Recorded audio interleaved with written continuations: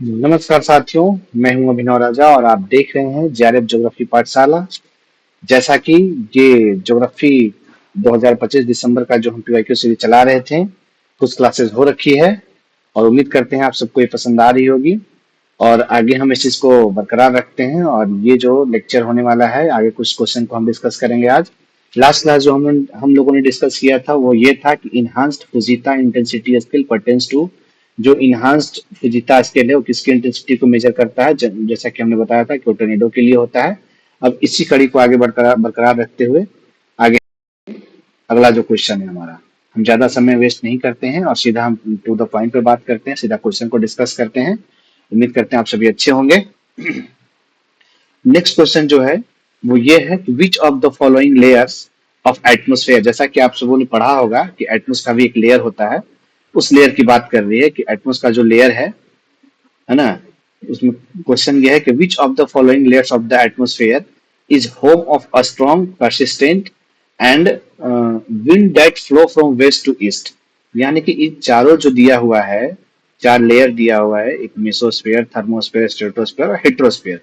इन चार लेयर्स में ये बताना है कि कौन सा ऐसा लेयर है जो एटमोस्फेयर का, जो home of a strong persistent wind that flow from west to east, मतलब एक जो विंड है जो वेस्ट से ईस्ट की ओर बहती है, उसमें से कौन सा लेयर में बहती है।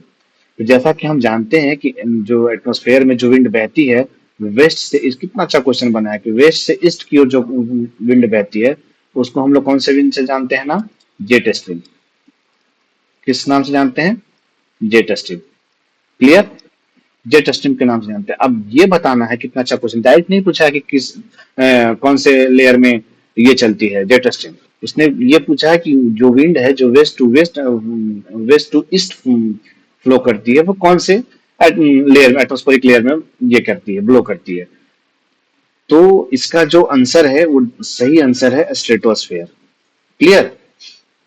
जनरली कि जैसा हम जब भी हम बात करेंगे जेट स्ट्रीम, पहले तो बात करते हैं कि जेट स्ट्रीम है क्या, है ना। जेट स्ट्रीम जो है वो है narrow band of strong wind, याद रखिएगा, है ना। नैरो एक बैंड है एटमॉस्फेरिक लेवल में, अपर लेवल में, एटमॉस्फेयर का जो अपर लेवल है वहां पे एक नैरो बैंड है विंड का, स्ट्रॉन्ग विंड का, है ना।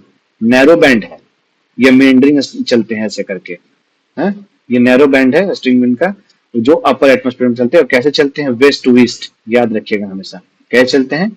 Waste to east. Clear? West to east चलते हैं। और ये कैसे चलते हैं? अर्थ के रोटेशन के हिसाब से चलते हैं। क्लियर?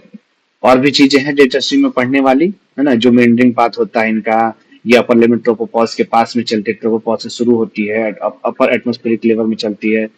तो ये चीजें, तो जो ये चीजें चलती है वो ट्रोपोपॉज से शुरू होती है, यानी कि जो स्ट्रेटोस्फेयर जो वहां शुरू होता है। जैसे कि जब हम लेयर की बात करेंगे, इसको हम समझेंगे, यहाँ पे थोड़ा स्पेस कम है, इसको जब हम समझेंगे तो हम यहाँ समझ सकते हैं। इसमें देखिए, मान के चलिए कि आपका ये अर्थ है,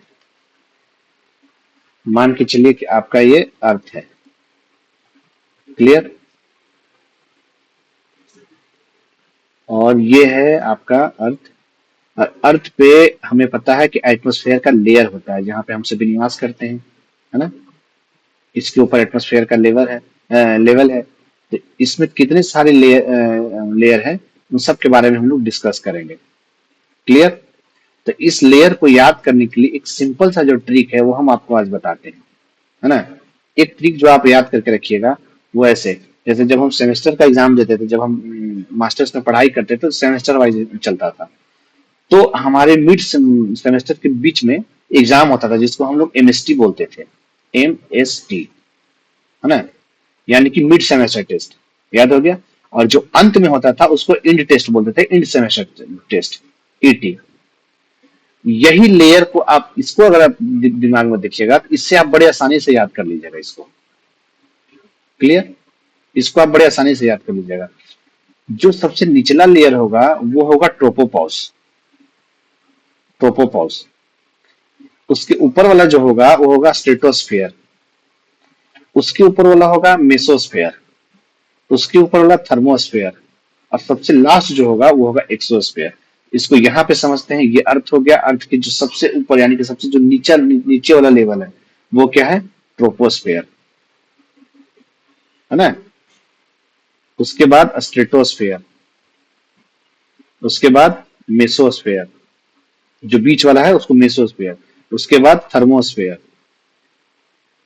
और उसके बाद एक्सोस्फेयर जो बाह्यमंडल जिसको हम लोग बोलते हैं,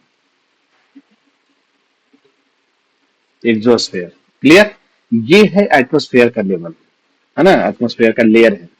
तो जो जेट स्ट्रीम जो बहती है वो यहाँ पर एक ट्रोपोपॉज होता है, जहां पे मतलब ये ट्रोपोस्फेयर खत्म हो रहा होता है और यहाँ से उसकी बाउंड्री शुरू हो रही होती है, स्ट्रेटोस्फेयर की बाउंड्री, उसको ट्रोपोपॉज कहते हैं। यहाँ पे चलती है आपका जेट स्ट्रीम। क्लियर। तो ये स्ट्रेटोस्फेयर में आता है, इसीलिए इसका जो आंसर होगा वो स्ट्रेटोस्फेयर होगा। थोड़ा सा इसके बारे में ब्रीफ डिस्कशन कर लेते हैं कि ये जो ट्रोपोस्फेयर है इसकी जो मोटाई होती है वो जीरो से, ये जो फैला हुआ है 0 से 12 किलोमीटर के बीच में, है ना। 0 से 12, और ट्रोपोस्फेयर में जब हम देखते हैं तो इक्वेटर पे इसकी मोटाई सबसे ज्यादा होती है, करीब करीब 18 किलोमीटर के आसपास में। और पोल पे इसकी मोटाई सबसे कम होती है, सबसे कम फैला हुआ, सबसे ज्यादा कम कंसंट्रेशन है वो कहाँ है, पोल पे। पोल पे कितना है, वो करीब आपका 8 या 6 किलोमीटर के आसपास में होता है। क्लियर। तो सबसे ज्यादा कहाँ, इक्वेटर पे। लेकिन एवरेज जो है इसका जो फैला हुआ है वो 0 से 12 किलोमीटर के आसपास में। कहीं कहीं 12 से 18 भी मिलता है, कहीं 0 से 15 भी मिलता है, तो उस पर नहीं जाना। लेकिन एनसीईआरटी जो कहती है वो ये कि 0 से 12 किलोमीटर के आसपास में। ठीक है।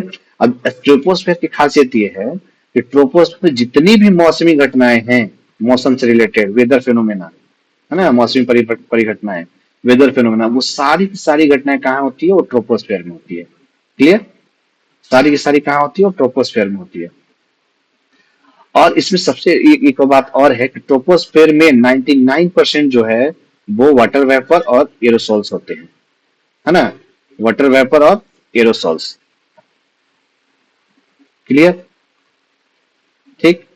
और इसका क्या खासियत है कि जितनी भी हमने बताया कि जितनी भी मौसमी घटनाएं होती है, जितना भी वेदर कंडीशन होता है, सब यही होता है। क्लाउड व्लाउड जो भी बनते हैं सब यही बनते हैं। ये ट्रोपोस्फियर जो है वो ह्यूमन के और पेड़ पौधे और जीव जंतु के लिए बहुत इंपॉर्टेंट है, ये लेयर ट्रोपोस्फियर, है ना। ये बहुत इंपॉर्टेंट है क्योंकि क्लाउड बनेंगे, जितने भी मौसम परिवर्तन होगा, इंसोलेशन आता है, यहाँ बादल बनते हैं, ट्रैप होता है, सारा कुछ, फोटोस्फेयर, सब कुछ चीजें जो है जरूरत होने के लिए, जीवन होने के लिए सारी घटनाएं यहीं पे घटती है। क्लियर। उसके और इसमें एक और चीज ये है कि जब हम अर्थ सरफेस से ऊपर की ओर बढ़ते हैं तो प्रत्येक 165 डिग्री, सॉरी, प्रत्येक 165 मीटर की ऊंचाई पर जाने पे 1 डिग्री सेंटीग्रेड तापमान में क्या होता है, गिरावट आता है ना। 1 डिग्री तापमान में, यानी कि जब जब हम अर्थ अर्थ सरफेस से ऊपर की ओर बढ़ेंगे ट्रोपोस्फेयर में, तो एक जब 165 मीटर ऊपर चढ़ेंगे तो एक मीटर जो है 1 डिग्री सेंटीग्रेड तापमान में गिरावट आएगा। तो जब हम ट्रोपोस्फेयर में ऊपर चढ़ते हैं तो टेम्परेचर डिक्रीज होता है, इसकी एक खासियत है। क्लियर। अब उसके बाद स्ट्रेटोस्फेयर, स्ट्रेटोस्फेयर की जो मोटाई है वो देखा जाता है 12 से 50 किलोमीटर के आसपास में, है ना। इससे सवाल कई दफा सवाल पूछता है, इसकी मोटाई कहाँ है ट्रोपोस्फेयर में। ट्रोपोस्फेयर की जो बात है, इक्वेटर के पास कितना मोटा है, पोल के पास कितना मोटा है, ज्यादा मोटा कहाँ है, कम मोटा कहाँ है, ये सवाल पूछा जाता है। क्लियर। ये जो है ओजोन लेयर जिसकी हम बात करते हैं, ओजोन लेयर में छेद हो गया है, कई सारे क्लाइमेट चेंज पे भी बात चलती है, कई सारे कन्वेंशन होते हैं। ये जो ओजोन लेयर है ना, वो स्ट्रेटोस्फेयर में ही पाया जाता है, ozone layer. Clear. Ozone layer जो है वो कहाँ पाया जाता है, स्ट्रेटोस्फेयर में ही पाया जाता है। याद रखिए, ये बहुत वीवीआई इसको बोल सकते हैं, वीवीआई क्वेश्चन है। तो ओजोन लेयर कहाँ पाया जाता है, वो स्ट्रेटोस्फेयर में पाया जाता है।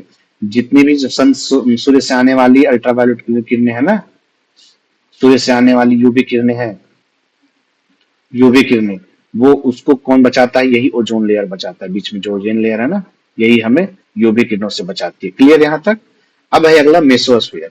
मेसोस्फेयर को बोला जाता है coldest layer of the earth, है ना, cold, coldest layer of the earth, क्योंकि यहाँ तापमान बहुत ज्यादा डिक्रीज कर जाता है, करीब -90 डिग्री सेंटीग्रेड तक चला जाता है, उससे भी ज्यादा -100 डिग्री सेंटीग्रेड तक चला जाता है। Coldest layer of the earth mesosphere. Clear. इसकी जो मोटाई है वो 50 से 80 किलोमीटर के आसपास में है, 50 से 80 किलोमीटर के आसपास में। जैसे ही इसके ऊपर बढ़ते हैं वो है अगला है वो थर्मोस्फेयर, यानी कि 80 से करीब आपका आता है थर्मोस्फेयर, 680 से बोल सकते हैं कि 500-600 किलोमीटर के आसपास में ये फैला हुआ है। जितने भी जो रेडियो वेव तरंगे होती है ना, रेडियो वेव तरंगे, वो यहीं से वापस होती है, यही थर्मोस्फेयर से। इसको आयनोस्फेयर के नाम से भी जाना जाता है। क्लियर? यहीं से रेडियो वेव तरंगे जो होती है वो यहीं से वापस आती है। क्लियर? क्योंकि इसमें ये विद्युत इसको कहते हैं ना कि विद्युत अवशोषित कण जो है यहाँ पाए जाते हैं, तो रेडियो वेव तरंगे यहाँ से रिफ्लेक्ट होती है। क्लियर? अब जो है अगला जो सबसे लास्ट है वो है एक्सोस्फीयर। जो एक्सोस्फीयर है हम जानते हैं जैसा कि ये सबसे बाहर वाला, मतलब सबसे बाहर वाला जो है ये है पार्ट, सबसे ऊपरी लेयर जो है इसको बोलते हैं एक्सोस्फीयर। क्लियर? ये करीब मान के चलिए कि 800 से या फिर 1000 से कई ऊपर तक है, 600 या फिर 800 से 1000 किलोमीटर के आस तक मान सकते हैं। 600 या 800 से जो भी बोलिए, इससे ऊपर तक का ये जो लेयर है इसमें आता है। जितने भी सैटेलाइट वगैरह है ना, जितने भी सैटेलाइट वगैरह हैं, वो सारे के सारे सब यहीं रहते हैं एक्सोस्फीयर में। यहीं से हमारा अर्थ का ऑब्जर्वेशन होता है। सारे अब अर्थ का साबित का सब छोड़ जाते हैं सबसे ऊपर वाले में, एक्सोस्फीयर में। क्लियर?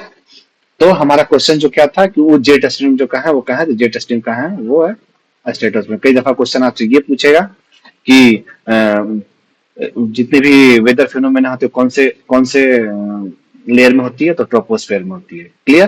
कई दफा क्वेश्चन ये भी पूछेगा आपसे कि coldest layer of the earth कौन सा है, तो मेसोस्फेयर, है ना। बहुत बहुत ठंडा है, बहुत ठंडा। अब ये इसका जब हम एक स्पेशल क्लास लेंगे, है ना, कंपोजिशन ऑफ एटमोस्फेयर करके आता है, कंपोजिशन ऑफ एटमोस्फेयर, तो उसमें कैसे टेम्परेचर घटता है पहले, फिर उसके बाद बढ़ता है, फिर घटता है, फिर बढ़ता है, सबका डिस्कशन करेंगे। ठीक है? मैं उम्मीद करता हूँ कि क्वेश्चन आपको अच्छे से समझ में आया होगा। ठीक है, तो इसका जो आंसर होगा वो स्ट्रेटोस्फेयर होगा। क्लियर? अगला जो है आपका कि arrange the following units in lower to higher biotic order. यानी कि इसमें बायोलॉजिकल यूनिट्स के बारे में दिया गया है, जैसे सेल, टिश्यू और पॉपुलेशन और कम्युनिटी सब के बारे में दिया गया है। अब इनको ये लोअर सबसे छोटा और से सबसे बड़ा की ओर इसको अरेंज करना है क्रोनोलॉजिकल ऑर्डर में। काफी सारे सवाल पूछे जाते हैं अरेंज करने के लिए। कभी बड़ा से छोटा दे देगा, कभी छोटा से बड़ा दे देगा। तो जैसा कि देख रहे हैं कि एक है आपका सेल, एक टिश्यू, आपका एक पॉपुलेशन है, एक आपका कम्युनिटी है, तो इन चारों में सबसे छोटा कौन है, तो इसका जो आंसर होगा, जो सबसे छोटा होगा वो सेल होगा। क्लियर? सबसे छोटा जो होगा वो सेल होगा। एक minute रुकिएगा।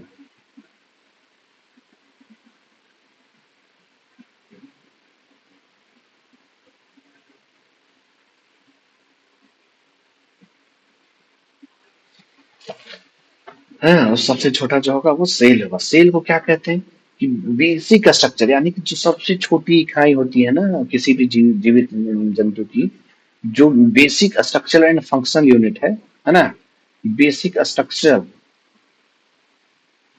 And functional functional unit है ना, functional unit of living organism, living organism, basic एकदम एकदम छोटा सा, उसको हम लोग बोलते हैं सेल। सेल की खोज सबसे पहले किसने किया था? Robert Hooke. याद रखिएगा, सेल की खोज किसने किया था सबसे पहले? Robert Hooke. कब किए थे? 1665 ईस्वी में। याद होना चाहिए ये। तो ये क्या है सेल का? सेल जो है बेसिक स्ट्रक्चर सबसे, यानी किसी भी जीव जंतु का जो सबसे छोटी इकाई है ना उसको सेल कहते हैं। क्लियर? अब इसके आगे क्या, सेल के बाद क्या आता है? पहला नंबर पर तो सेल हो गया। दूसरा नंबर पे टिश्यू, यानी कि जिसको हम लोग बोलते हैं सेल यानी कोशिका। टिश्यू यानी कि उत्तक। अब उत्तक क्या होता है? उत्तक होता है कि जितनी जो एक ही तरह का सेल होता है उसका एकदम ग्रुप बोल सकते हैं कि ग्रुप ऑफ सिमिलर सेल, है ना, ग्रुप ऑफ सिमिलर सेल, उसको हम लोग बोलते हैं उत्तक। अब ग्रुप ऑफ सिमिलर सेल। तीसरा जो है आपका वो है पॉपुलेशन। पॉपुलेशन क्या होता है कि किसी भी इंडिविजुअल का जो ग्रुप होगा ना, इंडिविजुअल का सेम स्पीसीज का, सेम स्पीसीज के इंडिविजुअल का जो ग्रुप होगा वो क्या कहलाता है? पॉपुलेशन। याद रखिएगा, सेम स्पीसीज का, सेम स्पीसीज का इंडिविजुअल का ग्रुप, जैसे मान के चलिए कि हम हैं, तो हम मानव जाति हैं, तो हम मानव जाति एक स्पीज है, तो हमारा जो ग्रुप होगा वो क्या कहलाएगा, वो पॉपुलेशन कहलाएगा। क्लियर? जो सेम स्पीसीज है इंडिविजुअल का, खास जैसे हम मानव जाति है, तो हमारा जो सेम एक स्पीसीज होगा, तो मानव जाति का जो भी ग्रुप होगा उसको क्या कहेंगे, पॉपुलेशन कहेंगे। जब कम्युनिटी की बात करेंगे हम, जब जब हम कम्युनिटी की बात करेंगे चौथा, तो इसमें क्या हो जाए कि डिफरेंट स्पीसीज का, है ना, डिफरेंट स्पीसीज का जो एक पॉपुलेशन, कई सारे पॉपुलेशन जब मिलेंगे, ढेर सारा पॉपुलेशन मिलेगा, है ना, अलग अलग स्पीसीज का एक पॉपुलेशन, एक अलग स्पीसीज का एक और पॉपुलेशन, तब इसको हम लोग बोलेंगे कम्युनिटी, है ना। एक ही इन्वायरमेंट में रह रहे हैं, डिफरेंट स्पीसीज का, सबका आपस में इंटरेक्शन होगा, तो उसको हम लोग कम्युनिटी की बात करते हैं। तो ये सबसे बड़ा होता है कम्युनिटी, याद रहना चाहिए। क्या?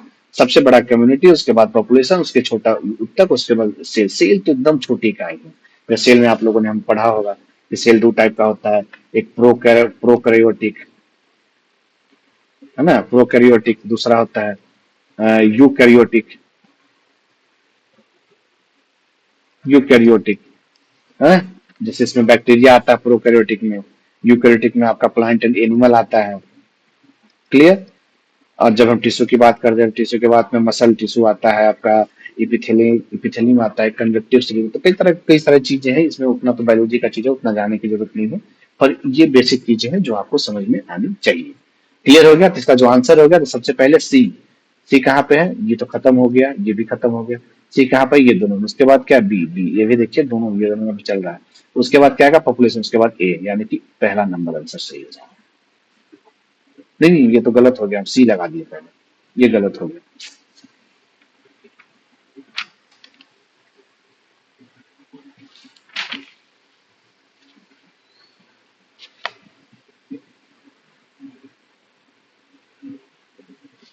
पहले होगा बी, ये खत्म,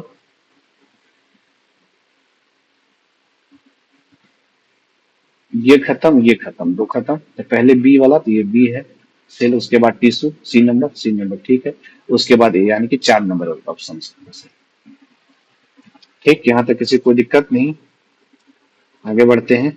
अब देखिए, अगला जो क्वेश्चन है वो carrying capacity method. Group productivity index है, यानी कि एक तरफ दिया हुआ है कि कई सारे जो एग्रीकल्चर ज्योग्राफी से संबंधित हैं, है ना, जिन्होंने एग्रीकल्चर पे काम किया है, जिन्होंने अपना अपना क्रॉप की प्रोडक्टिविटी को बढ़ाने का इंडेक्स दिया है, उनका नाम दिया गया है एक तरफ, और दूसरी तरफ जो दिया है उनका इंडेक्स दिया, जिन्होंने मेथड बताया था, वो किनका किनका है, उसको ये मैच करना है। तो जब भी इसमें देखते हैं, तो पहला जो मेथड है वो कैरिंग कैपेसिटी मेथड है। तो कैरिंग कैपेसिटी मेथड जो दिया गया है वो है एलडी स्टाम्प के द्वारा। क्लियर? दूसरा जो है दूसरा जो है वो है एफिशिएंसी इंडेक्स मेथड, वो दिया गया है एस एस भाटिया के द्वारा। तीसरा जो है इंडेक्स ऑफ प्रोडक्टिविटी मेथड, है ना, इंडेक्स ऑफ प्रोडक्टिविटी मेथड, वो दिया गया है इनआईडी के द्वारा। इनआईडी क्या है, 4 नंबर में। और अब एक जो बचेगा वेट रैंकिंग कोफिशिएंट, वो है सापरे एंड डिस्पांडे के द्वारा। अब देखिए, ये तो दे दिया कि आप इसको मिला लीजिए, कैरिंग कैपेसिटी मेथड, है ना, कैरिंग कैपेसिटी मेथड। थोड़ा सा इसको माइंड मत कीजिएगा, क्योंकि ये लिखने में थोड़ा प्रॉब्लम होता है ना। तो आप, मैं उम्मीद करता हूँ कि आप समझ रहे होंगे जो हम बोल रहे हैं, आप उस पर ज्यादा ध्यान दीजिएगा। कैरिंग कैपेसिटी मेथड जो है वो किनके द्वारा दिया गया है, वो दिया गया है एलडी स्टाम्प। ये कब दिया था इन्होंने, ये दिया था आपका 1958 में। याद, कई दफा इसे क्वेश्चन पूछ लेता है कि इन्होंने कब दिया था, फैक्चुअल बेस्ड क्वेश्चन, इसको बोलते हैं, फैक्ट याद होना चाहिए। ये दिया था 1958 में। इन्होंने जो बात किया था वो न्यूट्रिशन डेंसिटी पर बात किया था, कि जब भी हम किसी भी प्रोडक्टिविटी को मापते हैं, एग्रीकल्चर प्रोडक्टिविटी को, तो कैसे मापेंगे, वो न्यूट्रिशन की डेंसिटी के आधार पर मापेंगे। ठीक है, उन्होंने एस एन यू की बात की थी,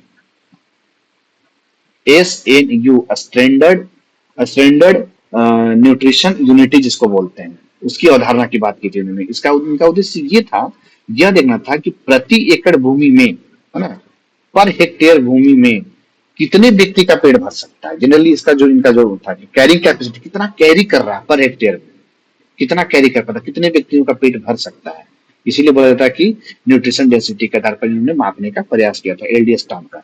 दूसरा जो है आपका वो है efficiency index method. Efficiency index जो मेथड है, इफिशियंसी इंडेक्स मेथड, ये जो आया था आपका, ये आया था, ये दिया था एस एस भाटिया सर ने, एस एस भाटिया साहब ने दिया था। ये कब दिया था? 1964 में दिया था। 64 में, ये 67 में दिया था, है ना। 1967 में दिया था एस एस भाटिया साहब ने इफिशियंसी इंडेक्स मेथड को। क्लियर? ये इसको कृषि दक्षता सूचकांक कहा जाता है ना। अगला जो है आपका इंडेक्स प्रोडक्टिविटी मेथड, ये दिया गया था एनआईडी के द्वारा। ये कब दिया गया था? ये दिया गया था आपका 1964 में। और वेट रैंकिंग कोफिशिएंट जो है वो दिया गया था सापरे एंड पांडे के द्वारा, ये भी 1964 में दिया गया था। क्लियर यहां तक? ठीक है। एनआईडी से एक और क्वेश्चन पहले भी पूछा गया है कि इन्होंने अपने जो इनका है इंडेक्स प्रोडक्टिविटी मेथड, उसमें उन्होंने एक फॉर्मूला यूज किया था। वो फॉर्मूला था Y divided by Y N into A divided by summation of A. Average value से निकालना होता था। इसको जब हम क्लास लेंगे सारे थ्योरी का, तो उसमें डिस्कस करेंगे। क्लियर? यहां तक क्लियर हो गया? अगला जो क्वेश्चन है वो है insolation. Insolation will be high when, यानी कि कब होगा इंसुलेशन? पहले समझते हैं कि इंसुलेशन है क्या। इंसो इंसुलेशन, ये तीन वर्ड को मिलाकर के बना है। इनकमिंग सोलर रेडिएशन, है ना। इनकमिंग सोलर रेडिएशन, पहले वाले से आई एन निकला, दूसरे वाले से एस ओ निकला, और लास्ट वाले से एसन निकला, L A T I O N, insolation. Incoming solar मतलब सूर्य से आने वाली जो किरणें है ना, सूर्य से आने वाली जो रेडिएशन है, ठीक है, उसको हम लोग बोलते हैं इंसोलेशन। तो इंसोलेशन जो है, सूर्य से जो किरणें आती हैं, तो सबसे ज्यादा जो है वो हाई कब, सबसे ज्यादा कब गर्मी का महसूस होता है? जब सूर्य, आप कहते हैं दोपहर के समय में, आफ्टरनून में, है ना। जब क्या होता है कि सूर्य एकदम आपके हेड पे होता है। सूर्य जो है कब होता है?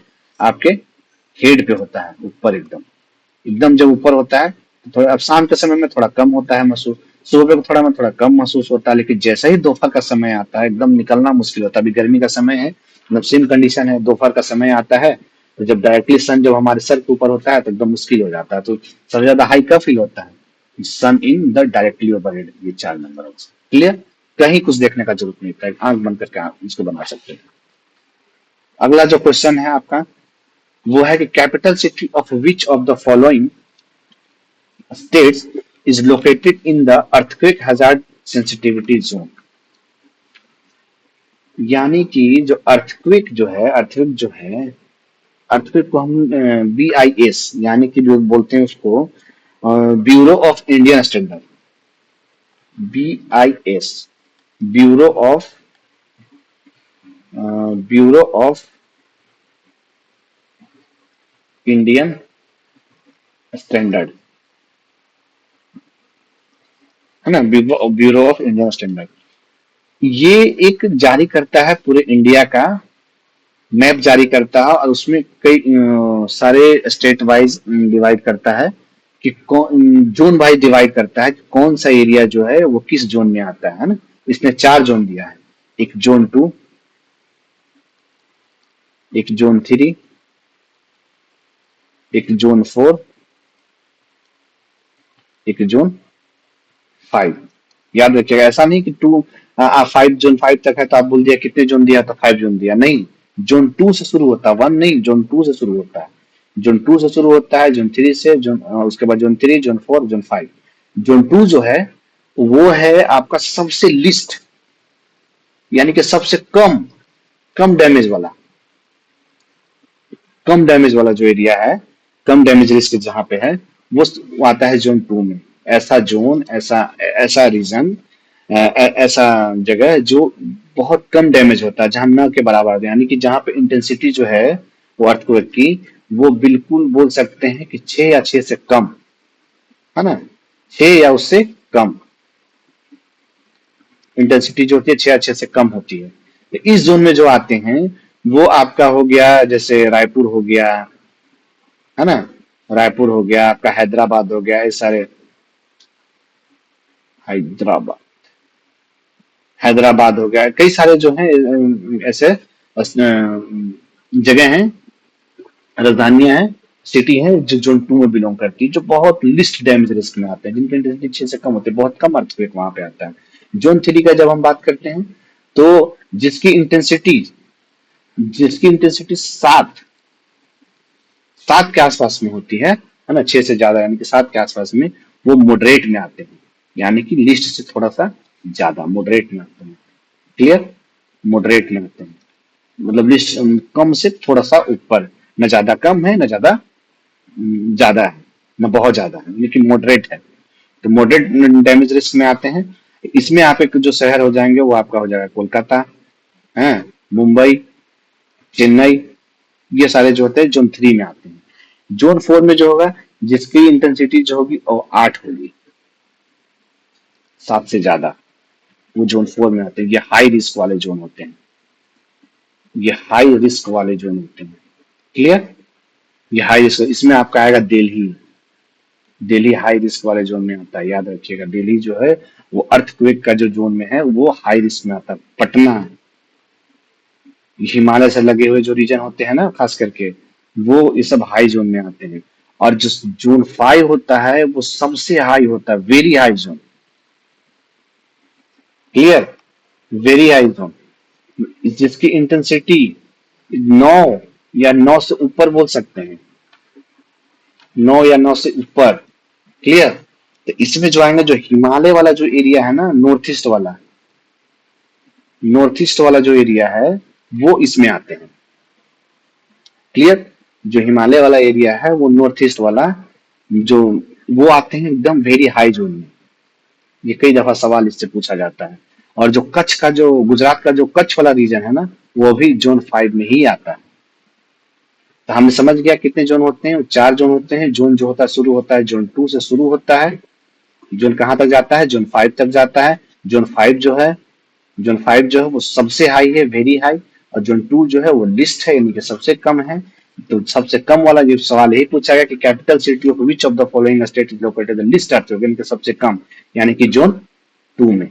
जोन 2 में कौन आता है, छत्तीसगढ़, रायपुर। क्लियर, अगला जो क्वेश्चन है वो आपका, वो ये है कि Tokyo, Kawasaki and Yokohama industrial region.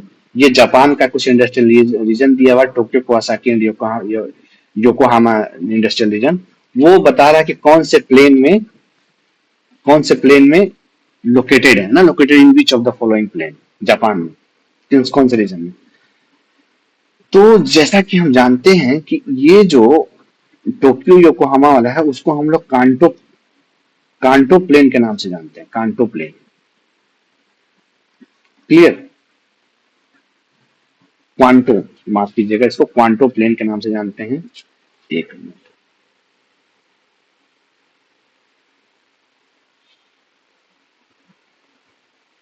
ये जो है टोक्यो कामा इंडस्ट्रियल रीजन जो है उसको हम लोग जानते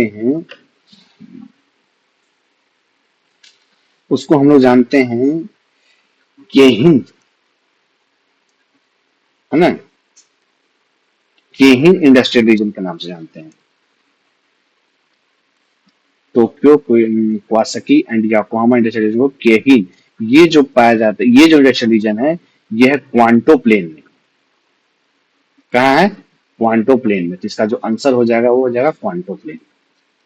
क्लियर, बाकी जो है जैसे किनकी प्लेन है, किनकी, सेकंड ऑप्शन किनकी प्लेन,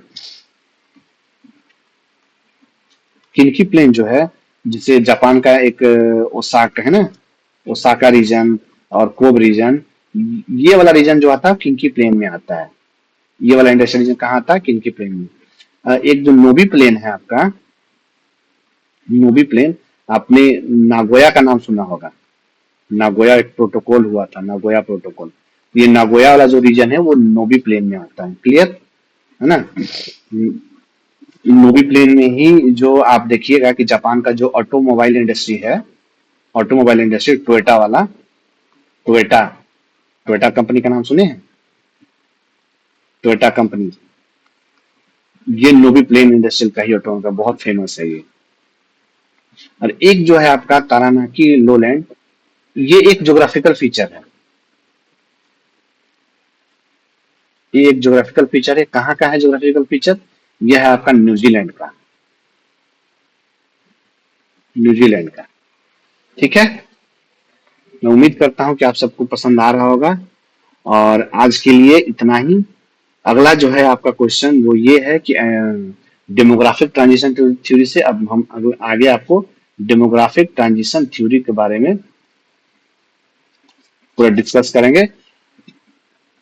अभी थोड़ा समय का अभाव है तो हम क्लास को ज्यादा लंबा नहीं खींच रहे हैं। उम्मीद करते हैं कि जो आप 4 क्वेश्चन पढ़े, 5 क्वेश्चन पढ़े, 10 क्वेश्चन ही पढ़े, लेकिन 10 क्वेश्चन को इतने अच्छे से पढ़े कि आप 10 की जगह कम से कम 20 क्वेश्चन, 30 क्वेश्चन बना सकें। उम्मीद करते हैं अगर आपको अच्छा लग रहा होगा तो आप इसको कमेंट कीजिएगा, लोगों को शेयर कीजिएगा। ठीक है, और ऐसे तैयारी जुड़े रहिए, तैयारी करते रहिए, और आपका जो भविष्य हो बहुत उज्जवल हो। बहुत बहुत शुभकामनाएं। शुभ रात्रि।